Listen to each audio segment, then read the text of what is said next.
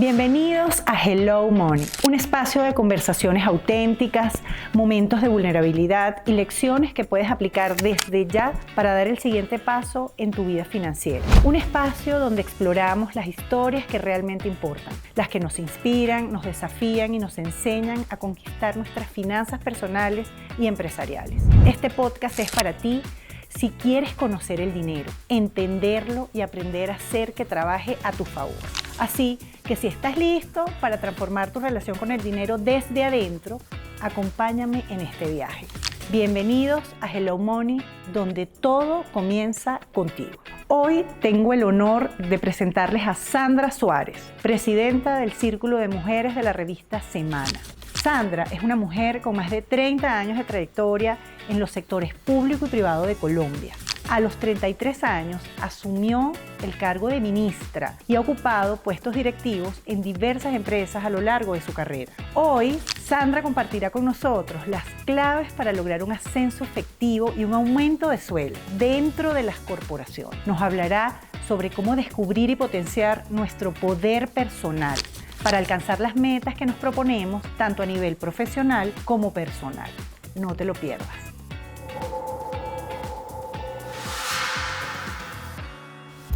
Bienvenida, Sandra, qué gusto tenerte en Hello Money. La verdad que estoy muy emocionada de escuchar tu historia, de escuchar tantas anécdotas y tantas herramientas que nos puedes brindar, no solo a mí, sino a todas las personas que nos están viendo, del crecimiento personal y que pues es un crecimiento financiero. Gracias, Lili, te lindo estar aquí. ¿A ti te gusta hablar de dinero? ¿Te genera pues algunas emociones encontradas? Mira, en general yo hablo de dinero mucho, he hablado mucho de dinero cuando dirijo organizaciones, manejo presupuestos y es más cómodo claramente hablar de dinero que no es del de uno. Es decir, del dinero de las compañías, de otro tipo de dinero, pero al hablar del dinero propio, creo que hay cierto pudor, entonces no se siente tan cómodo. Pero bueno, vamos evolucionando y cada vez hay que sentirse más cómodo hablando precisamente de esos temas financieros. Totalmente. Te cuento un dato interesante. Desde los 6 a los 17 años creamos el concepto de dinero. Creamos percepciones y puntos de referencia que nos acompañan durante toda nuestra vida. Y muy pocas veces volvemos a ese concepto infantil para poderlo ajustar a nuestras nuevas perspectivas y obviamente metas. ¿Cómo fue tu infancia? ¿Qué cosas escuchaste del dinero? ¿Cómo lo manejaban tus padres? Yo crecí en Medellín en un momento muy complejo de narcotráfico, donde había personas con dinero que no venían dineros de procedencia legal. Por lo tanto, creo que si hay un condicionamiento, un poco de juicio a ese tipo de carros lujosos, como ese tipo de prácticas, y tal vez eso sí influencia nuestras percepciones del dinero. Yo creo que eso sí representó algo en mi juventud, de como ese temor de que la gente que exhibe mucho el dinero tal vez no tiene las mejores prácticas, ni es gente admirable, por decirlo de esa forma. Qué interesante. O sea que sí, de alguna manera, en tu vida financiera ha estado como esa creencia limitante de que el dinero puede ser peligroso o puede tener un origen dudoso. Probablemente sí. Mira que me haces pensar, y yo creo que claro, eso nos marca, si tú en tu juventud empiezas a ver que la gente con dinero es una gente que su comportamiento en sociedad, digamos, no es de admirar ni de reconocer, como que genera cierta resistencia. ¿Cómo una persona que creció en Medellín, con de alguna manera este entorno, esta historia tan fuerte, ha logrado tantas posiciones interesantes? Fuiste una de las primeras ministras más jóvenes, ¿cierto?, que ha tenido Colombia. Entonces, ¿cómo lograste tener ese ascenso o lograr esas posiciones? ¿Qué hiciste para llegar allí? Yo recuerdo mucho en mi juventud y en la universidad que yo me propuse unas metas profesionales. Yo dije, yo quiero llegar alto. En ese momento yo quería una vicepresidencia, quería llegar arriba como en la escalera corporativa, quería trabajar en mercadeo, tenía como unos sueños. Y en esos sueños permanecí. Algunas cosas cambiaron, por ejemplo, entrar al sector público, inicialmente no lo tenía contemplado. Pero sabes que yo creo que el tema de tener una aspiración alta, no sentir que tenía limitaciones porque no tenía, digamos, como decían en esa época, palanca o nada de respaldo, sino que yo hice mi carrera, empecé a trabajar común y corriente, fui practicante y tenía mis aspiraciones de crecer en el mundo profesional y de tener una carrera exitosa. Y sabes que yo creo que marca mucho estar dispuesto a esforzarse, pero además aprovechar cada oportunidad y cada posibilidad que se te presenta. Porque creo que ser temeroso no ayuda. Y yo era muy audaz. A mí se me presentaban posibilidades laborales, las evaluaba e hice muchos movimientos de carrera que precisamente me permitieron crecer. ¿Qué edad tenías cuando te desempeñaste como ministro? Yo tenía 33 años. Yo entré al gobierno cuando tenía 32 años. Estuve también en la campaña, es decir, desde antes de los 30 estaba trabajando en estos temas de la parte política, de la campaña electoral. Por ejemplo, esa fue una oportunidad. Yo viví en Medellín, surgió la oportunidad de mudarme a Bogotá y desde entonces pues permanezco en Bogotá, pero fue una oportunidad y yo la tomé. Era como ves en una apuesta. Cuando tú trabajas en una campaña, tú no sabes si se va a ganar o no, si va a ser una campaña donde el candidato va a ser el presidente o no. Entonces, es interesante porque es tomar las oportunidades, apostarle y hacer todo el empeño y el esfuerzo y dedicar toda tu energía, tus recursos, tu tiempo a sacar adelante los proyectos. Eso es lo que yo creo que lleva a la gente a tener éxito y a conseguir lo que quiere. ¿Cómo uno gestiona el riesgo? ¿Cómo lo gestiona Sandra hoy? Se presenta una oportunidad, o sea, ¿qué haces para asumirla, no? O cómo la evalúas para poder decir sí la voy a tomar. A mí me gustan las decisiones informadas. Yo sí hago bastantes cálculos y además evalúo variables. No soy una persona, no he sido de impulsos, sino veo la oportunidad y sí miro pros, contras. Hay una cosa que aprendí que a mí me pareció súper útil. Es una técnica que es la siguiente. Se llama 5-5-5 y es cuando tú tomas una decisión, esa decisión cómo impacta en los siguientes 5 minutos, es decir, en el plazo inmediato, en los siguientes 5 días, en las siguientes 5 semanas, en los siguientes 5 meses, en los siguientes 5 años. ¿Qué pasa con eso? Que tú puedes calcular el impacto de una decisión a lo largo del tiempo muy rápido. Tú tienes que saber, puede que por un impulso tengas una tentación de una decisión ya, por un corto plazo, pero tal vez la evalúas a 5 meses y dices, no pareciera buena decisión a 5 meses o a 5 años. Entonces es importante tener el corto, el mediano y el largo plazo contemplado en la toma de decisiones. Me encanta, está súper fácil de recordar, fácil de entender y de aplicar, ¿no? Y tomar en cuenta que es corto, mediano y largo, porque hay decisiones que en el corto se ven muy lindas, pero en el largo nos traen problemas, sobre todo en el dinero. ¿Cuál ha sido el error financiero del que más te has arrepentido, por ejemplo? Yo creo que usar las tarjetas de crédito para antojos, bienes de consumo, como deuda, pero para comprar activos como que no son productivos ni nada, no son activos, son antojos o ropa, gastos impulsivos. Exacto, emocional. Entonces, tú tienes, en mi caso, una tarjeta de crédito, me voy de viaje y lleno la tarjeta, pero comprando ropa, cosas, y después llego y en otra moneda y en dólares. Esos son errores gigantes que en su momento cometía y que ya no cometo, pero eso no se debe hacer porque la tarjeta que uno aprende después es un medio de pago y no un medio de endeudamiento porque es el más caro del mundo. ¿Qué cosa, Sandra, tú harías si tuvieses que volver a empezar, pero de cara a lograr los objetivos más rápido? ¿Qué decisiones tomarías pensando obviamente en tu éxito financiero? Yo creo que pues uno tiene que saber con qué cuenta, que sabe en qué se diferencia y es como el Ikigai. ¿Qué necesita el mundo? ¿Qué puedo yo aportar que sea monetizado? Es decir, ¿qué puedo ofrecer yo al mundo para cubrir una necesidad donde yo tengo un diferencial y un valor agregado y que alguien esté dispuesto a pagar por eso? Entonces, si tú me preguntas hoy, ¿qué harías empezando de cero? Y yo diría, bueno, tengo un conocimiento, pide una trayectoria, puedo poner al servicio a mucha gente un conocimiento de utilidad que le ayuda a mejorar su vida.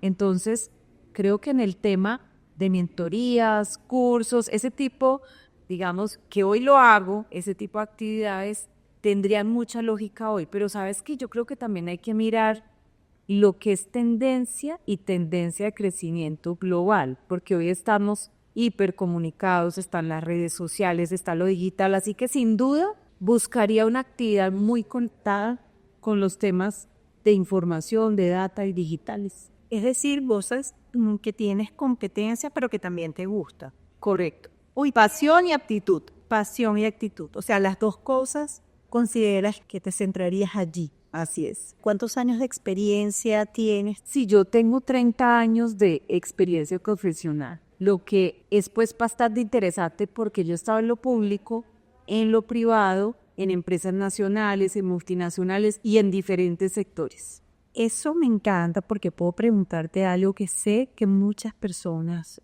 quieren saber. ¿Cómo una persona o un empleado puede lograr un ascenso o puede lograr un aumento de sueldo? ¿O cómo pedirlo? ¿Sí?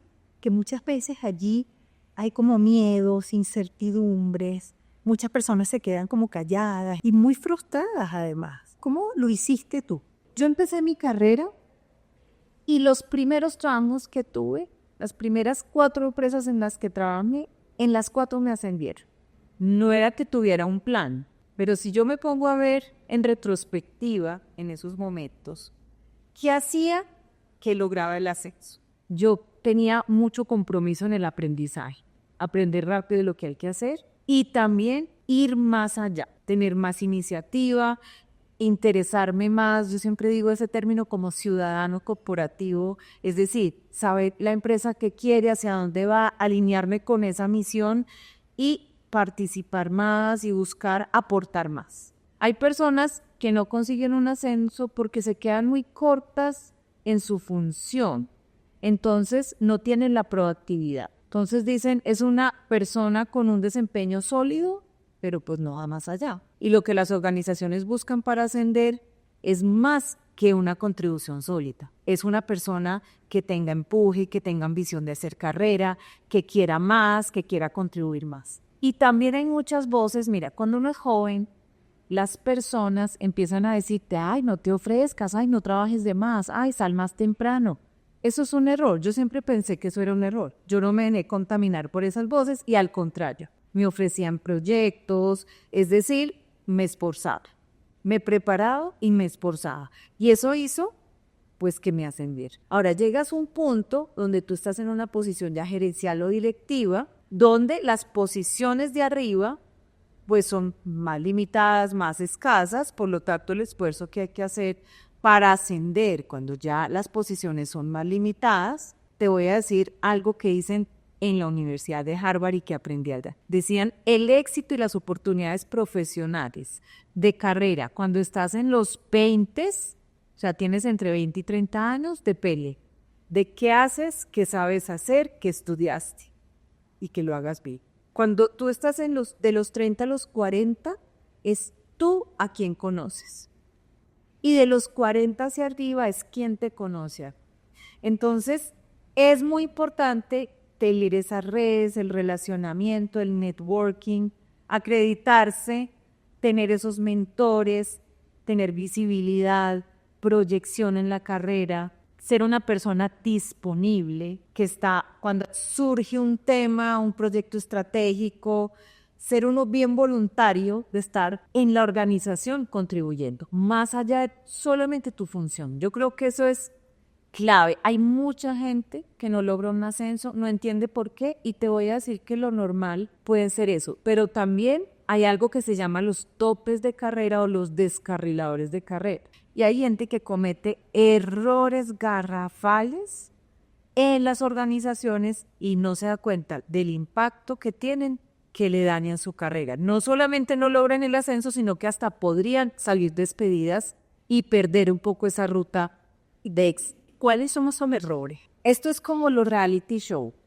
Hay temas de talento y temas de convivencia. Y las organizaciones también tienen eso mismo. El talento es muy importante tener resultados. Una persona sin resultados pues no la van a ascender, ¿cierto? Si no está llegando a lo que tiene que cumplir en su rol actual, mucho menos la van a considerar para un siguiente rol. Entonces hay temas en tus resultados, si no los estás llegando, pues tienes un serio problema. Tienes que enfocarte a cumplir los temas, es decir, tener las habilidades claves. Uno oye personas que dicen, ay, a mí me aterra el Excel.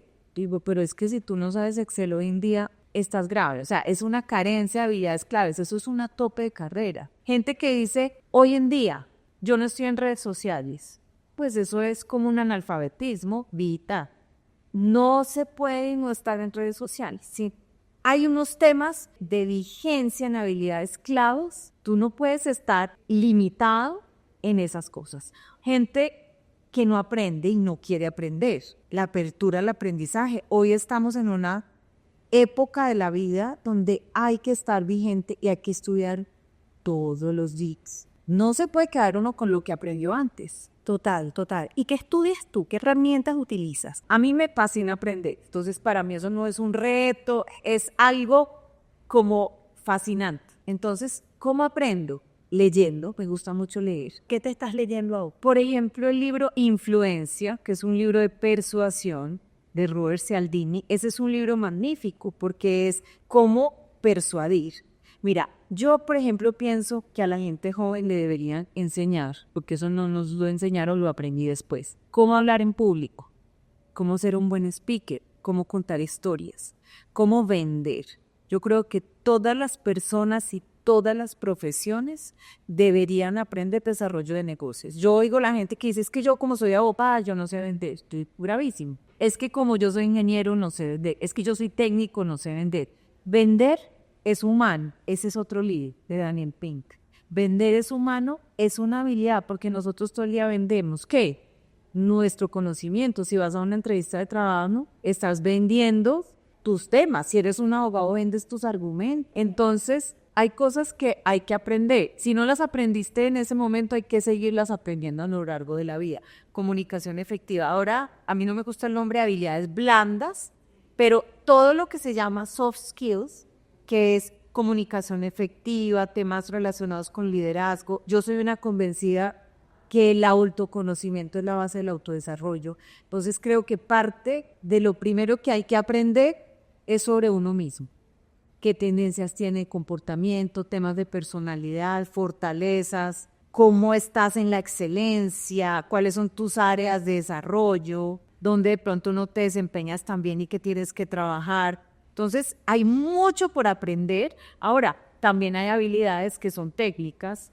Entonces, sale la inteligencia artificial. Tienes que saber cómo la usas a tu favor en tu vida diaria, en el trabajo. ¿Estás utilizando ChatGPT? Yo soy una fan de las herramientas, del trabajo colaborativo. A mí me hablan de Notion, entonces yo quiero saber qué es eso. Estoy conociendo Notion, pero yo estoy usando, por decirte, Gamma, que es una inteligencia artificial para presentaciones, uso ChatGPT, uso algunas herramientas y me interesa mucho conocer lo que va saliendo al respecto. Entonces, la vigencia, mantener la vigencia del conocimiento. Hay gente que se queda atrás, obsoleta, no vigente, como que tú ya dices, esta persona fue muy buena en su tema, pero pues hoy ya perdió mucho la vigencia. Y ahora en todos estos temas, en herramientas, ahora es una economía colaborativa, o sea, hay muchas colaboraciones. Debes saber las redes sociales. Hay gente que dice, voy a ponerte un ejemplo,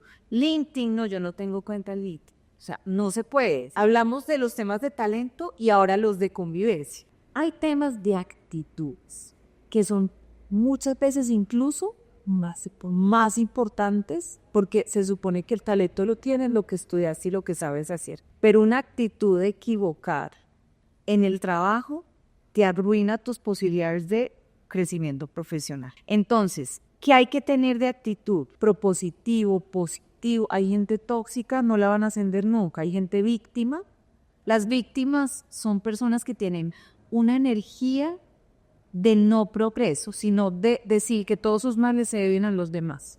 Eso no tiene ninguna posibilidad de que una persona con ese tipo de actitud y de energía tenga una contribución superior y que lo valore la organización. Porque, al contrario, generan un ambiente que no es positivo, que no es de salir adelante, que no es de futuro. Y yo veo en los jóvenes que cometen unos errores muy simples, por ejemplo, provistas, que echan chistes y cosas inadecuadas, dicen lo que no toca, falta de diplomacia. Por ejemplo, el tema de integridad es esencial. No pueden echar chistes que vayan en contra de temas de integridad y honestidad en la organización. Entonces, alguien dice, por molestar, no, es que yo me llevo la grapadora o los ganchos para mi casa. O sea, en un ambiente de charla, ¿tú crees el efecto de eso es muy nocivo para esa persona, para su imagen, para su reputación? E incluso puede ser que esté bromeando con eso, pero es el tipo de cosas que los jóvenes hacen y no miden la repercusión. Es decir, en la organización todo el mundo está atento, todo el mundo está alerta. Sus propios compañeros y colegas algún día tal vez sean sus jefes. Ese tipo de cosas dan muy mala impresión. Entonces, hay que dar otros temas de comportamientos, de convivencia, además de los temas de talento. ¿Cómo lograste el mayor aumento de sueldo? Recuérdalo, o sea, sé que tu día wow. La gente tiene que entender que ser ascendido implica mayor responsabilidad. En algunos casos, mayor salario y en otros casos no. Hay veces, hay oportunidades en las organizaciones que son movimientos como laterales, pero tú cambias de área y estás recibiendo un montón de conocimiento. Entonces yo le digo a la gente, si tú estás dispuesto a pagar por una maestría, hazte de cuenta que estás haciendo una inversión, porque te estás moviendo a un área y eso te da amplitud. Muchas personas no entienden qué es una carrera de especialista y qué es una carrera de generalista, y eso es muy importante. Uno saberlo en su ambición de hacer carrera. Por ejemplo, yo siempre dije, yo quisiera llegar a gerente general, entonces necesito ser generalista. Es decir, necesito saber de ventas, necesito saber de finanzas, necesito saber de temas jurídicos, necesito saber de muchas cosas. Para eso hay que buscar esas oportunidades que te dan amplitud. Hay gente que dice, yo soy ingeniero geólogo y yo quiero ser especialista. Entonces quiero llegar a ser el vicepresidente de geología. Por lo tanto, lo que estudie, lo que haga y los proyectos que se involucre van a ser de profundidad en esa área de expertise, o un abogado de laboral o de propiedad intelectual. Hay gente que escoge una carrera de especialista y otros escogemos la carrera de generalistas. Entonces, cuando tú ves un currículo, tú puedes detectar si la persona tiene ese enfoque a ser generalista o a ser especialista. Entonces, ¿qué pasa cuando tú me decías ahora, cuál ha sido como ese ascenso que lograste importante? Claro, cuando tú pasas de ser un contribuidor individual, es decir, no tengo nadie a cargo, a mí me pagan por lo que yo mismo hago, ahora tiene reportes y gente a cargo, normalmente ese paso es el que viene acompañado como de un salto en la parte económica, en remuneración importante, porque aumenta tu responsabilidad, porque ahora tienes equipos a desarrollar, a también generar resultados a través de otros, a través de equipos de trabajo y personas. Es un desafío grande. Entonces, ese, por ejemplo, es algo que recuerdo. Cuando ya salto a manejar un montón de gente, entonces ahí se te abre un panorama y también unos desafíos diferentes. No es lo mismo gestionar tú tienes que aprender a delegar, a trabajar con personas, a desarrollar personas, a cuál va a ser tu estilo de liderazgo, porque estás ya liderando. Entonces eso es bien interesante. Ahora, ¿qué pasa también cuando tú cambias como en la franja, por decirte, estás de número 2 y llegas a número 1? También ascender en esa escalera corporativa tiene su retribución en que vas a tener más beneficios, no solamente salario económico, sino lo que llamamos como en el salario emocional y en beneficios, otras posibilidades. Entonces, cuando tú ya pasas ahí, entonces ya tienes otros beneficios como un carro de la compañía, otro tipo de ventajas, bonificaciones, como que entras ya en un rango diferente dentro de las posibilidades de las organizaciones con las prácticas de mercado. Pero me encanta, muy interesante el tema de generalista o especialista. O sea, sí es importante como hacer el ejercicio de a dónde quiero llegar y cuál va a ser mi enfoque, ¿cierto? Hoy día eres presidenta del Círculo de Mujeres de la revista Semana, que me parece, bueno, un rol hermoso porque conoces muchas mujeres, tu día a día tiene que ver con el desarrollo de la mujer, ¿no? ¿Y cómo has visto el crecimiento de la mujer en los últimos años en puestos directivos o como empresaria? Sí, la verdad es que es súper inspirador. Yo he entrevistado 135 mujeres que hemos tenido una conversación sobre sus historias y sobre dónde están hoy y qué fue precisamente lo que las trajo a la situación de hoy y qué se sueñan a futuro. Te voy a decir como unas claves que se repiten. Una cosa muy importante es que hay mujeres de distintos orígenes sociales, económicos, geográficos y todas hechas a pulso dicen tus circunstancias no te definen. Eso me parece un aprendizaje tremendo. Es decir, cualquier persona puede lograr lo que se proponga. No importa que esa persona no haya tenido los recursos e incluso haya tenido limitaciones para su educación. Porque hay mujeres que hoy tienen posiciones muy importantes y en su infancia o en su juventud no contaban con los recursos económicos, pero su espíritu, y ahí entramos a algo, su poder personal, que es algo que he estudiado por años, hace que logren lo que se proponen. Es decir, no se dejan distraer, se enfocan en sus logros, en su autodesarrollo, son personas con empuje, como con una llama interna, una energía para hacer las cosas y toman el control de su vida, viven su vida en sus propios términos. Es decir, no para complacer a nadie, sino que se trazan unas metas y van por ellas. Y además, si se equivocan, por ejemplo, en relaciones que no les convienen o en cosas donde no están evolucionando, son capaces de salir de ahí. Es decir, reconocen, no es que no se equivoquen, reconocen errores, se sacuden de ellos y siguen ahí.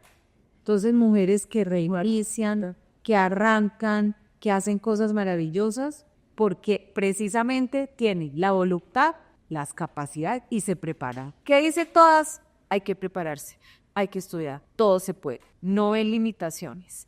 Más allá ven es posibilidades. ¿Y qué otra cosa he visto que es común, que me encanta? La mayoría de estas mujeres que hoy ocupan posiciones de número 1 son líderes de organizaciones o empresarias. Cuando les pregunto qué te sueñas a futuro, sabes que todas están sintonizadas en dar.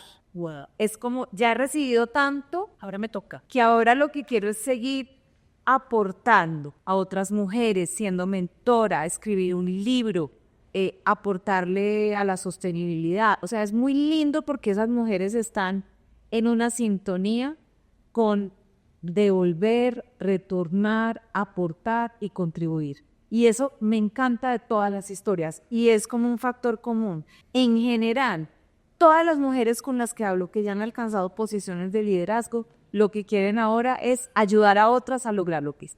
Wow, esto es una energía, yo diría que fantástica, ¿no? Muy inspiradora. Y las que no, Sandra, las mujeres que no, que muchas veces están en círculos tóxicos o que les cuesta tomar decisiones, ¿qué le dirías? ¿Qué le dirías a estas mujeres que tal vez nos están viendo, pero que no están allí? Mira, yo creo que hay dos tipos de personas. Unos, las que consideran que el destino está en sus manos. Y otros, los que piensan que todos sus males se deben a los demás. Es decir, el gobierno no hace no sé qué, mi familia no sé qué, y yo tuve una infancia difícil, ya. O sea, por favor, toma el destino en tus manos. Eso es lo que yo le diría a una mujer que se sienta hoy que no está pudiendo avanzar. Es decir, no le eches ya la culpa a nada más.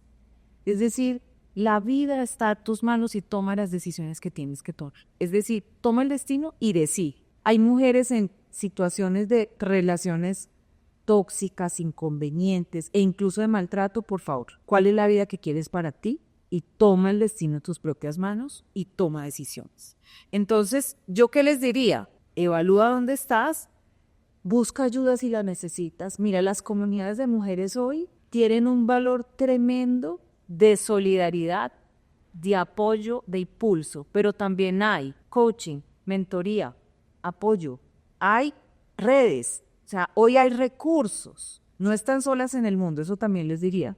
Las mujeres hoy encuentran posibilidades de apoyarse con muchos recursos. Entonces, sigue cuentas de inspiración. ¿Qué pasa? Cuando una persona se victimiza, busca como que le den la razón. Es decir, busca entornos donde le tenga pesar, donde que le retroalimente ese estado. Y eso está mal porque no vas a salir adelante. O sea, lo que hay que hacer es, bueno, estoy aquí, vine al mundo, tengo unas misiones. Mi principal misión es estar bien para poder ayudar, aportar a mis hijos, a mi familia, a mí misma, pero mi primera responsabilidad es conmigo misma. Ya no le eches la culpa a nadie más. Por más difíciles que hayan sido las circunstancias, tu pasado, tus traumas, es decir, solo te corresponde a ti superarlos. Ese es el tema. Puede sonar crudo, pero es la realidad. Pase lo que pase, te tienes tú a ti misma. Entonces, trabaja por eso. Entonces, hay mujeres que se meten en relaciones tóxicas, se dejan afectar. Yo digo que el poder personal se socava y se debilita. Sobre todo, te voy a decir con qué. Con un tema de una mala gestión de las relaciones. Las relaciones entre personas pueden ser la mayor fuente de inspiración, de poder, de posibilidad, de oportunidad. Pero al mismo tiempo mal gestionadas, pueden ser la mayor fuente de tristeza, frustración, de cosas que no te convienen, de, digamos, fracaso. Entonces el tema es cómo gestionar las relaciones. Y las personas terminan distrayéndose y afectándose un montón por una gestión inadecuada de las relaciones. Es decir, es que mi suegra, es que mi esposo, es que mi mamá, es que mis hermanos, pues apúdete. Es decir, tú, no los otros. Tú cómo gestionas, cómo reaccionas, cómo te relacionas. ¿Tienes una relación que no te aporta? Suspéndela. Es que es un familiar y viniste a sufrir. Con la cordialidad, con la madurez, corta los lazos que te detienen. Es que nadie está obligado a tener relaciones que no le aportan, que no le dan a crecer, que la limita. Yo veo gente con unas dependencias emocionales, con unas relaciones que le aportan cero. Entonces yo ahí digo, ay, ¿te agrega valor, te destruye valor o te protege valor? Así como decíamos ahora la regla del 5, esta es otra regla. Es que tengo una relación, entonces yo le pregunto, ¿qué agrega valor en qué? Y hay personas que no son capaces de decir cómo una relación le agrega valor. Si no te agrega valor, ¿por qué estás en esa relación? Las relaciones, la gestión de las relaciones son fundamentales. Y yo muchas veces hago pues coaching empresarial, de carrera, de autodesarrollo. Pero termino dándome cuenta, y hay veces digo, debería ser es un evento sobre la gestión de las relaciones. Porque muchas veces esa es como la kriptonita, el factor debilitante. Y las personas se distraen un montón con eso, pierden su poder para hacer las cosas y terminan enganchadas emocionalmente, ¿sí? En una toxicidad, ¿sí? Retos que conocemos de forma coloquial. Fíjate que has nombrado algo que me encanta, que es el poder personal. El poder personal tiene una relación directa con el dinero, o sea, ¿cómo lo evalúas o cómo lo analizas? ¿Qué relación tiene el poder personal con tu bienestar financiero? Mira, yo he trabajado mucho esos temas y yo digo que una persona que es buen líder, que comunica efectivamente, y líder es hacia adentro y hacia afuera, que comunica efectivamente hacia adentro y hacia afuera, que tiene habilidades de negociador y de gerencia, adquiere y activa un poder personal, porque la mentalidad es, yo creo que todo el mundo tiene poder personal, pero hay gente que lo tiene poco activado o incluso hasta desactivado, es decir, hay que trabajar por activar ese poder. Y claro, la relación con el dinero es directa, porque si la persona tiene autoconfianza, se conoce en ese liderazgo personal y consciente, va por las metas, no se deja distraer por relaciones y por la gestión de unas relaciones que no tiene esa distracción, pues esa persona va a tener más posibilidades de conseguir dinero que una persona que todo el día se esté lamentando, se esté quejando. Yo sí creo, como también en la energía, yo creo que la energía del dinero y del poder se complementan y se retroalimentan. ¿Cuáles han sido las lecciones más enriquecedoras o que te han llevado a entender o a mejorar tu relación con el dinero? Bueno, la primera es que el manejo del dinero, uno debería entrenarse de joven y educarse en manejar el dinero. Todos damos por hecho que sabemos hacer eso, como que es un poco automático, y creo que no.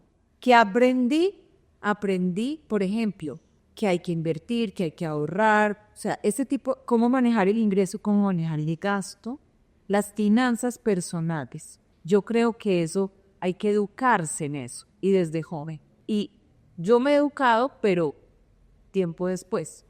De alguna manera, uno se ahorra ese ensayo y error e ir corrigiendo si pudiera educarse más joven. Entonces, esa es la primera lección. La segunda lección, que también la aprendí tampoco hace mucho tiempo, es mucho más inteligente vivir por debajo de las posibilidades. Es decir, cuando uno gana mucho, pues gasta mucho. Yo siempre digo, el dinero, el tiempo y el espacio uno se gasta el que tiene y más. Te pongo un ejemplo. Tú vives en un apartamento de 70 metros cuadrados y tienes todos los closets ocupados, pero te pasas al de 200 y también tienes todos los closets ocupados. Es decir, y así es el dinero que te ganas, el dinero que te gastas, el espacio que tienes, el espacio que ocupas. Entonces, eso no debería ser así. Uno debería entender que podría vivir por debajo de sus posibilidades financieras para tener capacidad de ahorro y de inversión. Y algo que lo aprendí hace muy poco, el interés compuesto. La magia, que tú sabes más que todos sobre eso, pero la magia del interés compuesto. Yo decía, pero a mí, ¿por qué no me habían enseñado eso? Realmente eso es algo fascinante que le decían a uno y le dicen hoy. Si hubieras ahorrado cuando tuvieras 18, tanta plata durante hoy tendrías, es decir, ya te habías podido retirar y tendrías una seguridad financiera a futuro garantizada. ¡Wow! Es realmente un conocimiento que ojalá todo el mundo tuviera. Sandra, la verdad que ha sido increíble escucharte, muchos aprendizajes, has tenido una historia muy, muy interesante, con muchas anécdotas. Bueno, eres un libro abierto y la verdad que te agradezco esta conversación, me encanta tenerte. Y para todos los que nos escuchan, bueno, entender que sí se puede, que siempre está en nuestras manos el crecimiento y que el dinero es la consecuencia de lo que eres, de lo que sientes, de lo que piensas y de lo que haces. Muchas gracias.